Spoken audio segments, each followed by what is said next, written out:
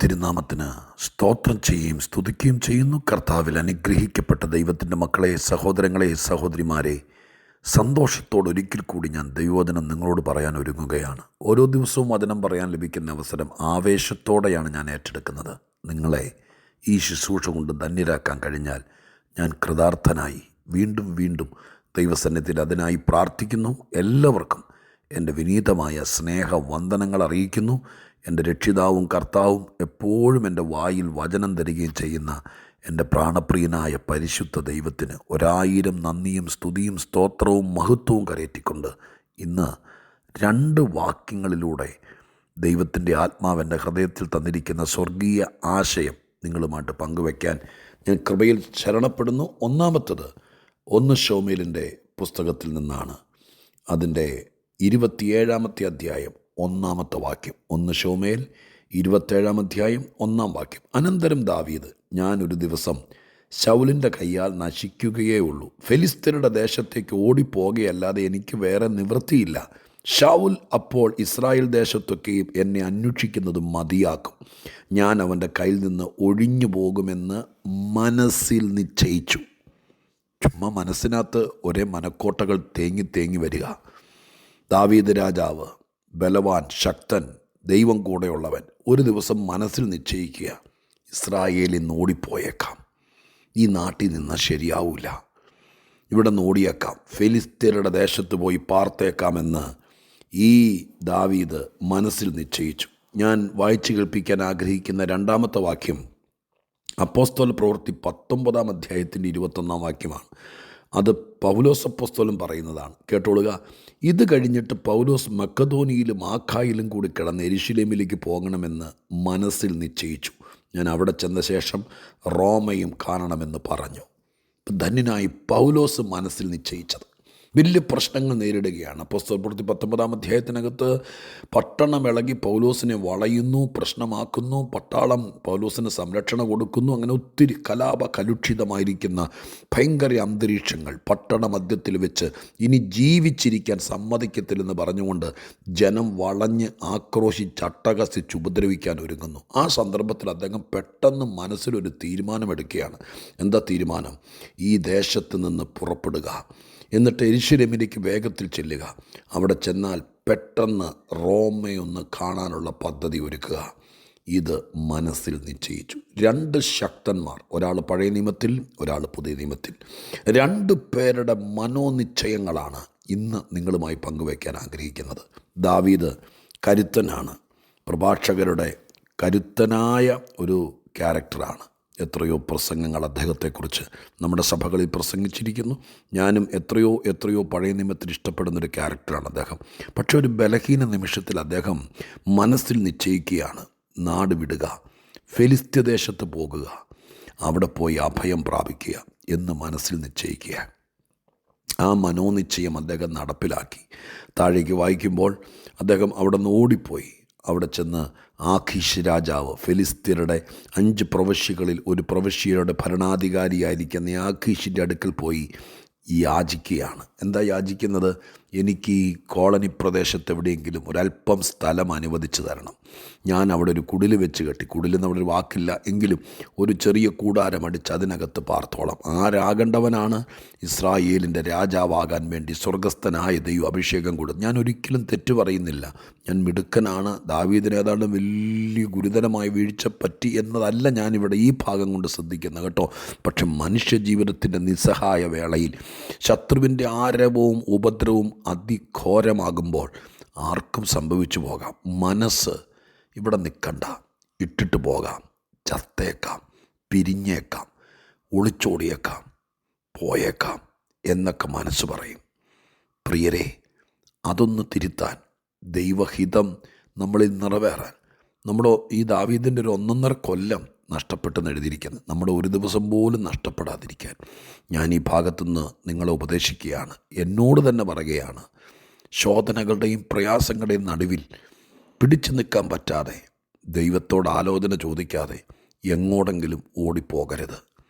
മനസ്സിനോട് പറയണം, അധികം കഴിയാതെ വാഗ്ദത്തം നിറവേറും, പിടിച്ചു നിൽക്കാമെന്ന്. ദാവീദ് ഇവിടെ നിന്ന് ഓടിപ്പോയത് കൊണ്ട് സംഭവിച്ച 3-4 കൂട്ടം കാര്യങ്ങളുണ്ട്. ഒന്ന്, അതിൻ്റെ 5-ാമത്തെ വാക്യത്തിൽ ഞാനിപ്പോൾ പറഞ്ഞതുപോലെ ഈ ആഖീഷിൻ്റെ അടുക്ക് പോയിട്ട് കൈനീട്ടി നിൽക്കുക, എന്നെ ഒന്ന് സഹായിക്കണം, എനിക്കിച്ചിരി സ്ഥലം തരണം, എനിക്ക് വീടില്ല, എൻ്റെ കുഞ്ഞുങ്ങളെ ഒന്ന് തലയൊളിക്കാൻ സ്ഥലമില്ല എന്ന് പറഞ്ഞ് കൈനീട്ടി നിൽക്കേണ്ട ഒരു സ്ഥിതി അദ്ദേഹത്തിന് വന്നു. 9-ാമത്തെ വാക്യത്തിനകത്ത് ഈ ആഖീഷിന് വേണ്ടി ദാവീദ് ശരിക്കും ഒരു മോഷ്ടാവാകുകയാണ്. നിങ്ങൾ ആ വാക്യം വായിച്ചാൽ അറിയാം. ആടുമാടുകൾ, കഴുതകൾ, ഒട്ടകങ്ങൾ, വസ്തുക്കൾ എന്നിവയൊക്കെയും അപഹരിച്ചു കൊണ്ടുവന്ന് അവൻ ആഖീഷിൻ്റെ അടുക്കൽ മടങ്ങി വന്നു എന്ന്. അപഹരിക്കുക എന്ന വാക്കിൻ്റെ അർത്ഥം മോഷ്ടിക്കുക എന്നല്ലേ? എന്ന് പറഞ്ഞാൽ വല്ലോൻ്റെയും സംഭവമൊക്കെ മോഷ്ടിച്ചുകൊണ്ട് വന്ന് ഈ മുതലാളിക്ക് കാഴ്ച വെക്കേണ്ടി വന്നു. അയ്യോ, അതൊരു നീതിയുള്ള കാര്യമല്ലല്ലോ. അപ്പോൾ ആഖീഷിനെ പ്രസാദിപ്പിക്കുക, ദൈവത്തെ പ്രസാദിപ്പിക്കേണ്ടവൻ ആഖീഷിനെ പ്രസാദിപ്പിക്കാൻ മറ്റുള്ളവരുടെ നിന്ന് പിടിച്ചു പറിക്കാൻ തുടങ്ങി. എന്തിനാ വേണ്ടാത്തതൊക്കെ മനസ്സിൽ നിശ്ചയിക്കാൻ പോയത്? അതുകൊണ്ടൊക്കെ സംഭവിക്കുന്ന കാര്യങ്ങളല്ലേ? 12-ാമത്തെ വാക്യത്തിൽ എഴുതിയിരിക്കുന്നത് എന്താണെന്നറിയാമോ? ദാവീദ് ഇസ്രായേലിന് തന്നെത്താൻ നാറ്റിച്ചു, നാണം കെട്ടു. അങ്ങനെ ഒത്തിരി കാര്യങ്ങൾ. ഞാനതിൻ്റെ എണ്ണി പറയാൻ ആഗ്രഹിക്കുന്നില്ല. ദാവീദിൻ്റെ മനസ്സിൽ നിശ്ചയം പാളിപ്പോയി. ആ നിശ്ചയം വേണ്ടായിരുന്നു. അതിഘോരമായ പ്രശ്നങ്ങളുടെ നടുവിൽ എടുക്കുന്ന തീരുമാനങ്ങൾ വളരെ സൂക്ഷിച്ചായിരിക്കണം. ദൈവത്തോട് 10 വട്ടം ചോദിച്ചിട്ടേ എന്തിനെങ്കിലും തീരുമാനിക്കാവൂ കേട്ടോ. വേദനയും പ്രശ്നങ്ങളും അപമാനവും അധികമാണെന്നറിയാം. പക്ഷേ ഒരു വക്കീലിനെ കണ്ടൊരു പേപ്പറൊക്കെ തയ്യാറാക്കി കൊടുക്കാൻ പോകുമ്പോൾ ഒന്നോടെ ചിന്തിക്കണേ. മനസ്സിൽ നിശ്ചയിക്കുന്ന ചില കാര്യങ്ങൾ നമ്മളെ നാറ്റിച്ച് കളഞ്ഞേക്കാം, നാണം കെടുത്തിയേക്കാം. നമ്മളെ നാളെ ജീവിക്കാൻ നിവൃത്തിയില്ലാതെ മറ്റുള്ളവരെ പ്രസാദിപ്പിക്കാൻ വേറെ ചിലരെ കുത്തിപ്പിഴിയേണ്ട സ്ഥിതിയിലേക്ക് വന്നേക്കാം. മറ്റൊരുത്തിൻ്റെ മുമ്പിൽ കൈനീട്ടി നിൽക്കേണ്ട വന്നേക്കാം. അരുത്. പെട്ടെന്നൊരു തീരുമാനം എടുക്കരുത്. ഇട്ടെറിഞ്ഞിട്ട് പോകരുത്. മനസ്സിലെ നിശ്ചയങ്ങൾ വളരെ സെൻസർ ചെയ്യുക. ഒന്നോടെ ദൈവത്തോട് ആലോചിക്കുക. അപ്പോസ്തല പ്രവൃത്തിയിൽ നമ്മൾ വായിച്ച ധന്യനായ പൗലോസ്ലീഹായുടെ 19-ാമത്തെ അധ്യായത്തിൻ്റെ 21-ാമത്തെ വാക്യത്തിനകത്തെ മനസ്സിലെ നിശ്ചയം. അദ്ദേഹം നിശ്ചയിച്ചു, എന്താണെങ്കിലും റോമ കാണണം. കലാപം, കലുഷിതം, എനിക്കെതിരെയുള്ള കേസ്, പ്രശ്നങ്ങൾ, കഥകൾ ഇതെല്ലാം ഉണ്ട്. പക്ഷെ ഞാൻ റോമ കാണും. നിങ്ങൾ ശ്രദ്ധിച്ചേ, ആ യാത്ര മുമ്പോട്ട് നീങ്ങിയപ്പോൾ പിന്നെ അദ്ദേഹത്തിന് സ്വസ്ഥതയെന്ന് പറഞ്ഞത് ഉണ്ടായിട്ടില്ലെന്ന് വേണം പറയാൻ. വിചാരണകളും ജയിൽവാസവും കള്ളയാരോപണങ്ങളും യാത്രാമധ്യത്തിൽ കപ്പൽ തകർന്നതും കൊടുങ്കാറ്റടിച്ചതും വെള്ളത്തിൽ പോയതും പലകയിൽ പിടിച്ച് രക്ഷപ്പെട്ടതും മെലീത്ത ദ്വീപിൽ പോന്നപ്പോൾ പാമ്പ് കടിച്ചതും എന്തെല്ലാം കാര്യങ്ങളാണ് പ്രിയപ്പെട്ടവരെ. ഗൂഢാലോചനക്കാർ 40-ൽ പരം ആളുകൾ അദ്ദേഹത്തെ കൊന്നിട്ടല്ലാതെ ഇനി ആഹാരം കഴിക്കത്തില്ലെന്ന് ദൃഢമായി തീരുമാനമെടുത്തതും വഴിത്തലക്കിൽ വെച്ച് പട്ടാളത്തിൻ്റെ കയ്യിൽ നിന്ന് പോലും തട്ടിക്കളയാൻ വേണ്ടിയിട്ട് ഭയങ്കരമായിരിക്കുന്ന പ്രതിസന്ധികളും പ്രക്ഷോഭണങ്ങളും പൊട്ടിത്തെറികളും ഉണ്ടാക്കിയതും ഇതൊക്കെ ഈ പൗലോസിനെതിരെയാണ്. പക്ഷേ അയാൾ മനസ്സിൽ നിശ്ചയിച്ചു, എന്തു വന്നാലും റോമയിലെത്തും. എത്തിയോ? 28-ാം അധ്യായം വായിച്ചാൽ കാണാം, എത്തി. അപ്പം ഞാനൊരു കാര്യം ഈ 2 പേരുടെ ജീവിതത്തിൽ നിന്ന് പഠിച്ചു. നമ്മുടെ മുമ്പിൽ നിൽക്കുന്ന പ്രശ്നങ്ങൾ, നമ്മുടെ മുമ്പിൽ നിൽക്കുന്ന എതിരുകൾ എന്തുമാകട്ടെ, നമ്മുടെ മനസ്സിലെ നിശ്ചയം നല്ലതാണെങ്കിൽ ദൈവം അതിൻ്റെ കൂടെ നിൽക്കും. ദൈവഹിതമല്ലാത്തതും വിശ്വാസത്തിന് ചേരാത്തതും ദൈവേഷ്ടമില്ലാത്തതും വചനപ്രകാരമല്ലാത്തതും നമുക്കും ആത്മീയത്തിനും ചേരാത്തതുമായ കാര്യങ്ങൾ കയറി മനസ്സിൽ നിശ്ചയിച്ചാൽ ദൈവം കൈ ഒഴിയും, പിന്നെ നാറിപ്പോകും, നാണം കെട്ടുപോകും. അങ്ങനെയാണല്ലോ ദാവീദിന് സംഭവിച്ചത്.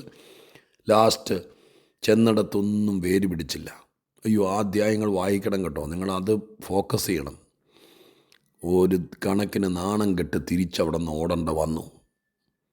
പ്രിയനെ, വേണ്ടാത്ത ഒരു കാര്യവും മനസ്സിൽ നിശ്ചയിക്കരുതേ. എന്നെ കേൾക്കുന്ന പ്രിയപ്പെട്ടവരെ, എത്ര കഷ്ടത നിറഞ്ഞാലും, എത്ര പ്രശ്നങ്ങൾ നിൻ്റെ മുമ്പിൽ കാത്തിരിക്കുന്നെങ്കിലും, കരയിലും കടലിലും വെച്ച് തകർത്ത് കളയാൻ ആരൊക്കെ കെണിയൊരുക്കിയാലും നീ മനസ്സിൽ നിശ്ചയിക്കുക, എൻ്റെ ജീവിതം തീരുന്നതിനേക്കാൾ മുമ്പ് എന്നോട് ദൈവം പറഞ്ഞിരിക്കുന്നത് പോലെ ചില കാര്യങ്ങൾ കൂടെ നിറവേറ്റിയിട്ടേ പോകത്തുള്ളൂ എന്ന് നിശ്ചയിച്ചാൽ മനോനിശ്ചയത്തോടത്തോളം ബലം ശത്രുവിൻ്റെ ആയുധത്തിനില്ല. ദൈവത്തിൽ ആശ്രയിച്ച് ഈ ജനുവരി മാസം തീരാൻ പോവല്ലേ, ഈ ദിവസങ്ങളിൽ നമ്മുടെ മനസ്സിലെ നിശ്ചയങ്ങളെ ഒന്ന് പരിശോധിക്കണം കേട്ടോ. ഒന്നോടെ പരിശോധിക്കണം. ഗുണം വരുന്നതാണോ ദോഷം വരുന്നതാണോ? ദാവീദ് നിശ്ചയിച്ചതുപോലെയാണോ പൗലോസ് നിശ്ചയിച്ചതുപോലെയോ? മനസ്സിൽ നിശ്ചയിച്ചിരിക്കുന്ന കാര്യങ്ങൾ എന്താണെങ്കിലും പ്ലീസ്, ഇതൊരു സമ്മർദ്ദമാണ്, എൻ്റെ അല്ല, ദൈവത്തിൻ്റെ. ഒന്നോടെ പരിശോധിക്കുക, മനോനിശ്ചയങ്ങളെ പരിശോധിക്കുക. എന്നിട്ട് ദൈവസന്നിധിയിൽ ചേർന്ന് നിൽക്കുക. വേണ്ടാത്ത നിശ്ചയങ്ങൾ ഹൃദയത്തിൽ നിന്ന് എടുത്തു കളയുക. ജയിക്കുന്ന നിശ്ചയങ്ങൾ മാത്രം. അതിന് മുമ്പിൽ ഇനി എന്തെല്ലാം വൈതരണികളുണ്ടെങ്കിലും പിടിച്ചു നിൽക്കുക. ദൈവം കൂടെയിരിക്കും. പ്രാർത്ഥിക്കട്ടെ. പരിശുദ്ധ ദൈവമേ, ഞങ്ങളുടെ സ്വർഗീയ പിതാവേ, അനുഗ്രഹിക്കപ്പെട്ട നല്ല സമയത്തിന് നന്ദി. ഈ ദിവസം വേദപുസ്തകത്തിലെ ഭക്തന്മാരുടെ ചരിത്രമാണ് ഞങ്ങൾ ചിന്തിക്കുന്നത്. രണ്ടും കരുത്തർ. ഞങ്ങളെ ദൈവം പഠിപ്പിച്ചു ഈ കൊച്ചു വാചകത്തിൽ നിന്ന്. മനോനിശ്ചയങ്ങൾ പാളിപ്പോയാൽ ജീവിതമേ പാളും, തകർച്ചയുടെ മേൽ തകർച്ച വരും. എന്നാൽ എന്തൊക്കെ പ്രശ്നം മുമ്പിലുണ്ടെങ്കിലും തിരുഹിതപ്രകാരമുള്ള മനോനിശ്ചയങ്ങൾ ഞങ്ങളുടെ ഉള്ളിലുണ്ടെങ്കിൽ അത് ഞങ്ങളെ കരുത്തേകും. പ്രതികൂലങ്ങളെ തരണം ചെയ്ത് മനോനിശ്ചയങ്ങൾക്ക് ദൈവം കൂട്ടുനിൽക്കും. നാഥ, പൗലോസിൻ്റെ മനോനിശ്ചയങ്ങൾ പോലെ ചിലയിടത്ത് ഞങ്ങൾ എത്തിച്ചേരും. ചില പദവികളിൽ ഞങ്ങളെത്തും, ചില സ്ഥാനങ്ങളിലെത്തും എന്ന് വിശ്വസിച്ച് അടിയുറച്ച് മുന്നോട്ട് പോകാനിടയാകണം. കഷ്ടതയും പ്രയാസവും ഉപദ്രവവും നിന്നയും ഏറി വരുമ്പോൾ വേണ്ടാത്തതൊന്നും മനസ്സിൽ നിശ്ചയിക്കാൻ എൻ്റെ കേൾവിക്കാരെ ദൈവം അനുവദിക്കരുത്.